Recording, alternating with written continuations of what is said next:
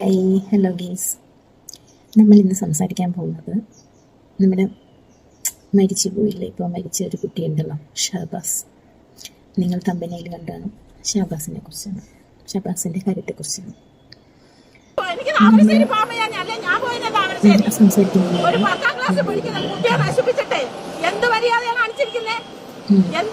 കണ്ടല്ലോ, അത്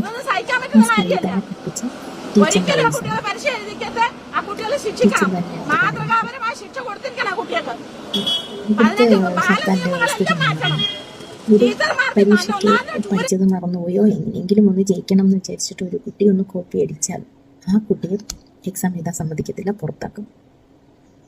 പക്ഷേ ഒരു കുട്ടിയുടെ ജീവൻ എടുത്ത് അവനെ പരീക്ഷ എഴുതാൻ, അവൻ്റെ ജീവിതം നശിപ്പിച്ചതിന് ശേഷം അവർക്ക് പ്രൊട്ടക്ഷനോടുകൂടി, പോലീസ് പ്രൊട്ടക്ഷനോടുകൂടി എക്സാം എഴുതാനുള്ള അവസരം ഒരുക്കി കൊടുക്കുന്ന സർക്കാരിനോട് എനിക്കൊരു കാര്യമേ ചോദിക്കാനുള്ളൂ. ജനങ്ങളെല്ലാം സർക്കാരിന് ഒരുപോലെ അല്ലേ?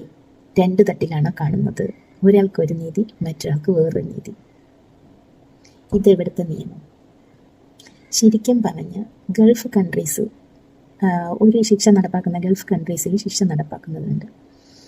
അതുപോലത്തെ ശിക്ഷാ നിയമങ്ങൾ ഇവിടെ വരണം. ഇവിടുത്തെ ശിക്ഷാ നിയമങ്ങളൊന്നും ശരിയല്ല. ശിക്ഷാ നിയമം മാത്രമല്ല, ശിക്ഷയും എല്ലാം കണക്കാം.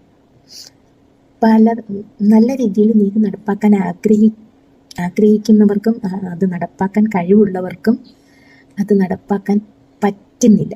പലരെയും കൂച്ചുവിലങ്ങിട്ട് സർക്കാർ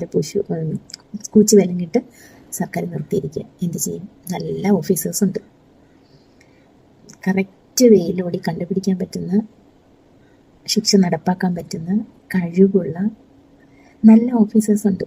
പക്ഷെ അവർക്കൊന്നും ചെയ്യാൻ കഴിയുന്നില്ല. എത്രയോ നല്ല ഓഫീസേഴ്സ് നമുക്കിടയിലുണ്ട്, പക്ഷെ അവർക്കൊന്നും ചെയ്യാൻ കഴിയുന്നില്ല. ഇനി നന്നാകണമെങ്കിൽ ജാതിയും മതവും പാർട്ടിയും നോക്കാതെ ശിക്ഷാ നിയമത്തിൽ മാറ്റം വരുത്തണം. ശിക്ഷാ നിയമത്തിൽ മാറ്റം വരുത്തിയില്ലെങ്കിൽ മുടിഞ്ഞു കയറണം. ഇത് ശരിയല്ല. എന്റെ മോനാന്ന് ഞാൻ സഹിക്കൂല. ഞാൻ ഇവിടുത്തെ ടീച്ചറായിരുന്നു.